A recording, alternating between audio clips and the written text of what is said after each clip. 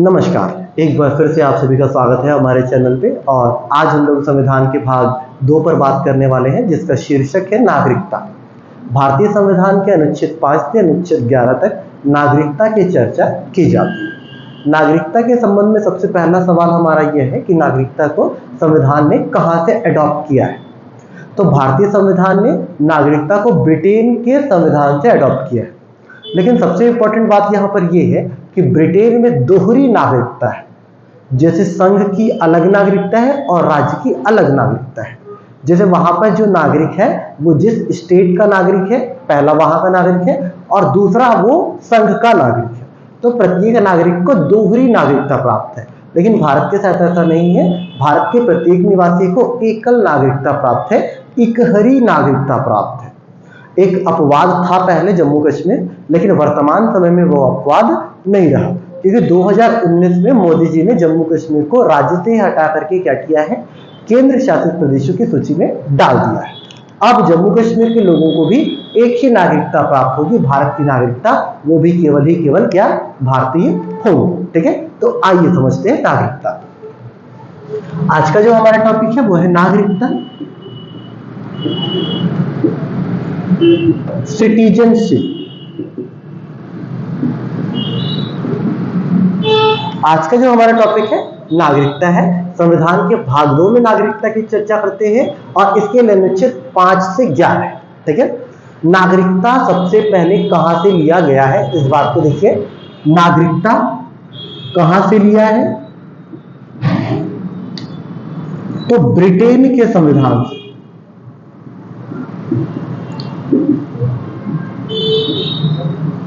Britain के संविधान से हमने नागरिकता लिया है। दूसरी बात, नागरिकता कैसी है, नागरिकता की प्रकृति क्या है, तो इकहरी नागरिकता है। एकल या इकहरी इसी को कहते हैं, इकहरी नागरिकता है। मतलब हम लोग केवल भारत के ही नागरिक रहेंगे, भारत देश के ही नागरिक रहेंगे। ठीक है, इकहरी नागरिकता है। सबसे इंपॉर्टेंट हमारा दूसरा सवाल है, नागरिक क्या है, कौन है। ठीक है, तो सबसे इंपॉर्टेंट बात, नागरिक क्या है, कौन है। तो एक ऐसे देश का नागरिक, ठीक है, भारत देश का वह व्यक्ति जिसको सिविल और पॉलिटिकल राइट प्राप्त है। भारत देश का व्यक्ति, वह व्यक्ति जिसे संपत्ति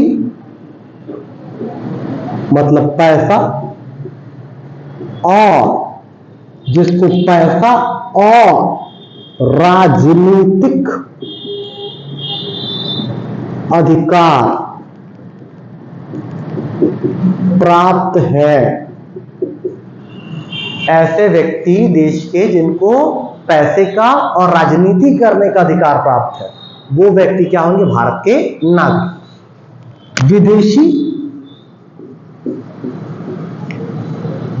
विदेशी क्या है, कौन है विदेशी। सबसे इंपॉर्टेंट बात, विदेशी कौन है, तो याद रखिए, ऐसे व्यक्ति या फिर वह व्यक्ति जो संपत्ति या राजनीति का अधिकार नहीं रखता, वह विदेशी है। ऐसा व्यक्ति जिसको पैसा, जमीन जायदाद लेने का भारत में, या फिर क्या भारत में राजनीति करने का अधिकार प्राप्त नहीं है, वो व्यक्ति क्या है, विदेशी है। अब विदेशी के 2 प्रकार होते हैं, एक होता है हमारा विदेशी मित्र और एक होता है विदेशी शत्रु। विदेशी के 2 प्रकार होते हैं, एक होता है विदेशी मित्र और एक होता है विदेशी शत्रु।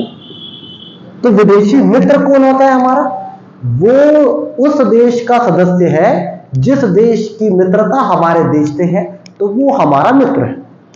लेकिन अगर वो शत्रु देश का सदस्य है तो वो हमारा क्या है, शत्रु। जैसे कि ठीक है, नेपाल वाले हमारे मित्र हैं, भूटान वाले हमारे मित्र हैं, ठीक है, वो क्या है, हमारे विदेशी मित्र हैं। विदेशी शत्रु, पाकिस्तान वाले हमारे शत्रु, ठीक है, आए दिन कुछ ना कुछ करते रहते हैं। बांग्लादेश वाले हमारे शत्रु, कुछ ना कुछ करते रहते हैं, है ना। तो ये लोग क्या है, हमारे विदेशी शत्रु, ठीक है। तो दो कैटेगरी होती है विदेशियों की भी, एक विदेशी मित्र और विदेशी शत्रु, ठीक है। आइए हम लोग आगे चर्चा कर लेते हैं। तनाव बिल्कुल मत लीजिएगा आप लोग, चीजों को एकदम इजी वे में समझेंगे और ठीक है, विश्वास रखिए, ठीक है, इस चैप्टर को पढ़ने के बाद नागरिकता संबंधी सारे सवाल आपसे बनने लगे, ठीक है। अब हम लोग बात करेंगे अनुच्छेद 5 की। अनुच्छेद 5 ये कहता है संविधान के प्रारंभ में नागरिकता, ठीक है। इसको रखना पड़ा इस अनुच्छेद को, क्योंकि इस जब संविधान लागू हुआ उस समय बहुत सारे जो अलग अलग देश के जो लोग थे वो यहाँ पर मौजूद थे। तो संविधान के प्रारंभ में भारत का नागरिक कौन होगा, इस चीज को बताने के लिए इसको रखना पड़ा, ठीक है। तो संविधान के अनुच्छेद 5 में कहता है संविधान के प्रारंभ में नागरिकता। अनुच्छेद 6 कहता है, अनुच्छेद 6 कहता है ऐसे व्यक्ति जो पाकिस्तान से भारत आए उनकी नागरिकता, अनुच्छेद 6 कहता है। अनुच्छेद 7 कहता है ऐसे व्यक्ति जो भारत से पाकिस्तान गए उनकी नागरिकता, अनुच्छेद 7 कहता है। अनुच्छेद 8 कहता है वे व्यक्ति जो वर्तमान में विदेश में हैं लेकिन उनके पिता भारत में रहते हैं या भारत में रहते थे, उनकी नागरिकता, ये कहता है अनुच्छेद 8। अनुच्छेद 9 कहता है नागरिकता की समाप्ति। अनुच्छेद 9 क्या कहता है, नागरिकता की समाप्ति। अनुच्छेद 10 कहता है नागरिकता का बना रहना और अनुच्छेद 11 कहता है नागरिकता के संबंध में कानून बनाने के संसद की शक्ति। तो यहां पर जो आर्टिकल है मैंने बता दिया है, एक बार लिख देता हूं मैं, फिर एक एक पर हम लोग डिटेल से चर्चा करेंगे। पहले मिटा देता हूं मैं।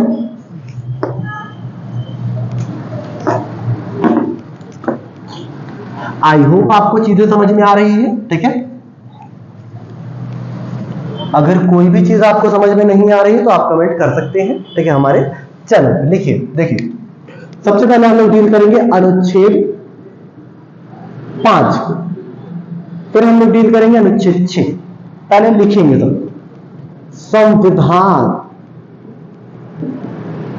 के प्रारंभ में नागरिकता। दूसरा अनुच्छेद 6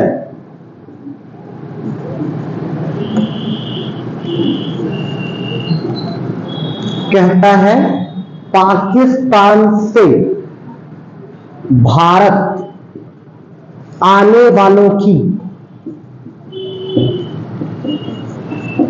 नागरिकता। अनुच्छेद 7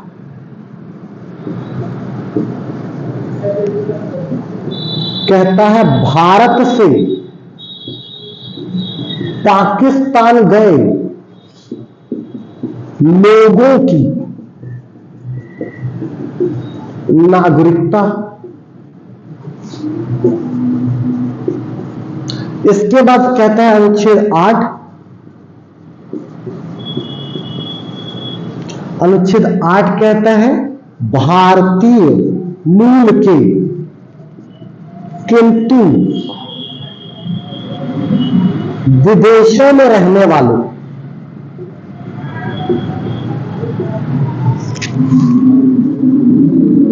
व्यक्तियों की नागरिकता।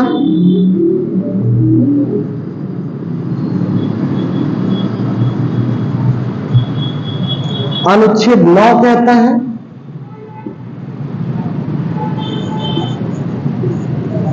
नागरिकता की समाप्ति।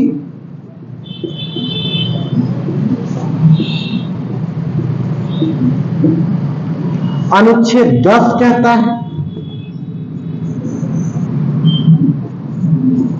नागरिकता का बना रहना, बना होना। और अनुच्छेद 11 यहां पर लिख देता हूं, अनुच्छेद 11 ये कहता है नागरिकता के संबंध में संशोधन करने की संसद की शक्ति, ये कहता है अनुच्छेद 11। अब ध्यान से समझिए, सबसे पहले अनुच्छेद 5 को समझते हैं। अनुच्छेद 5 कहता है संविधान के प्रारंभ में भारत की, ठीक है, नागरिकता किसे किसे मिलेगी। मतलब 26 जनवरी 1950 इसी समय संविधान हमारा प्रारंभ हुआ था। तो 26 जनवरी 1950 को भारत का नागरिक कौन होगा? तो कहता है 3 कंडीशन है भाई, 3 कंडीशन को जो फुलफिल करता है वो भारत का नागरिक बनेगा 26 जनवरी 1950। पहला, या तो उसका जन्म भारत में हुआ, क्या कहता है, उसका स्वयं का जन्म कहां हुआ हो? भारत में हुआ हो। दूसरा कहता है उसके माता पिता का जन्म कहां हुआ हो? भारत में हुआ हो। और तीसरा कहता है यदि दोनों का जन्म भारत में नहीं हुआ है तो संविधान लागू होने के 5 साल पहले से वो भारत में रह रहा हो। मतलब 26 जनवरी 1950 से 5 साल पहले वो क्या कर रहा हो? भारत में रह रहा हो। तब 26 जनवरी 1950 के बाद से क्या बन जाएगा? वो भारत का नागरिक बन जाएगा। ठीक है, क्या क्या कह रहा था, लिख लेता हूं। स्वयं उत्पन्न हुआ हो या उसके मम्मी पापा माता पिता, या फिर संविधान लागू होने के 5 वर्ष पूर्व से भारत में रह रहा हो।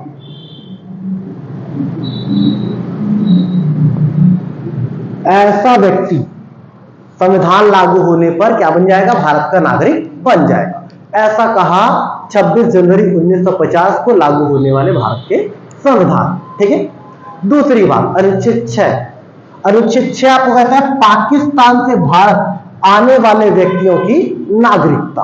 ठीक है, ऐसे व्यक्ति जो पाकिस्तान से क्या किया, भारत आए हैं, ठीक है, उनकी नागरिकता कैसी होगी। ठीक है, तो याद रखिए ये कहता है 19 जुलाई 1948, 19 जुलाई 1948 ये डेट देता है कि पूर्व 19 जुलाई 1948 के पूर्व कोई व्यक्ति अगर पाकिस्तान से भारत आया है तो संविधान लागू होने पर वो क्या बन जाएगा? भारत का नागरिक बन जाएगा। लेकिन यदि वहां 19 जुलाई 1948 के बाद आया है,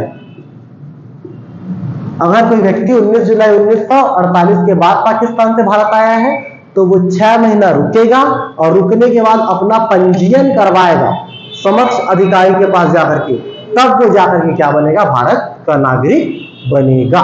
ठीक है, अगर 19 जुलाई 1948 के बाद आता है तो पंजीयन कराएगा, और पंजीयन कब कराएगा?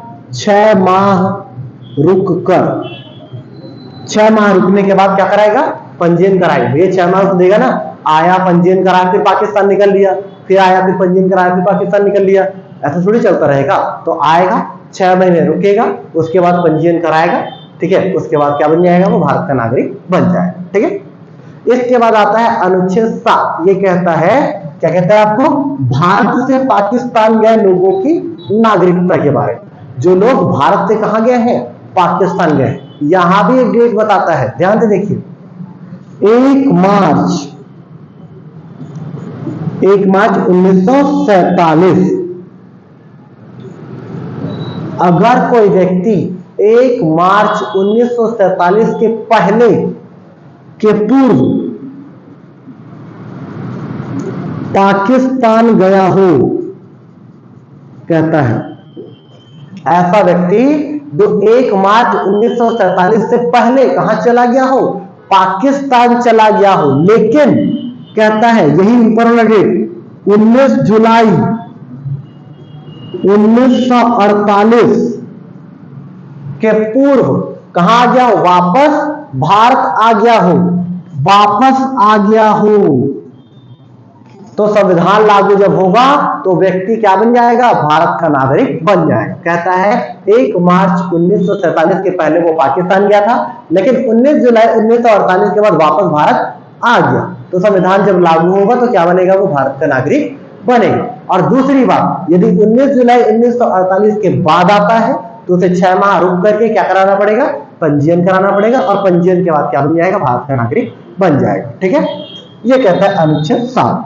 अब बात करेंगे अनुच्छेद 8 का, भारतीय मूल के किंतु विदेशों में रहने वाले व्यक्तियों की नागरिकता। तो ऐसे व्यक्ति जो भारतीय मूल के हैं, भारतीय मूल का क्या मतलब है? जिनके माता पिता या फिर जिनके दादा दादी या फिर जिनका स्वयं का जन्म कहां हुआ है? भारत भूमि में हुआ है, लेकिन वो वर्तमान में कहां रह गए हैं? विदेश में रहते हैं। वहीं की उन्होंने क्या कर ली है? ठीक है, रहन बसन अपना ली है। ठीक है, वहीं पे वो लोग कारोबार करते हैं और रहते हैं। उनकी नागरिकता कैसी होगी? तो अगर वो लोग भारतीय नागरिकता लेना चाहते हैं, अगर वो लोग क्या लेना चाहते हैं? भारतीय नागरिकता लेना चाहते हैं, तो अपने मम्मी पापा या फिर दादा दादी के आधार पर नागरिकता ले सकते हैं। तो ऐसे व्यक्ति जो वर्तमान में विदेश में रहते हैं, लेकिन उसका जन्म भारत में हुआ था, या उसके मम्मी पापा भारत में रहते थे, या फिर उसके मम्मी पापा भारत में रहते हैं, ठीक है, तो क्या बनेगा? वो भारत का नागरिकता ले सकता है। ठीक है, ये कहता है अनुच्छेद 8। समझ में आ रहा है? अनुच्छेद 9 की बात करते हैं, नागरिकता की समाप्ति। अनुच्छेद 9 कहता है क्या? नागरिकता की समाप्ति। तो समाप्ति के 3 आधार हैं। नागरिकता समाप्ति के 3 आधार हैं। ठीक है, एक तो बर्खास्त किया जाएगा। क्या किया जाएगा? बर्खास्त। यदि आप कोई अनौचित्य काम कर रहे हैं, जैसे पाकिस्तान को कोई खुफिया बात बता रहे हैं, शत्रु देश के साथ मिलकर कोई काम कर रहे हैं, तो आपको क्या कर दिया जाएगा? आपकी नागरिकता को बर्खास्त किया जाएगा, स्वयं द्वारा त्याग। आपने क्या दिया? भैया मैं इधर का नागरिकता नहीं लेना चाहता, मैं दूसरी जगह का नागरिकता ले लिया हूं, तो क्या हो जाएगा इसका? ठीक है, त्याग हो जाएगा। और दूसरा वंचित।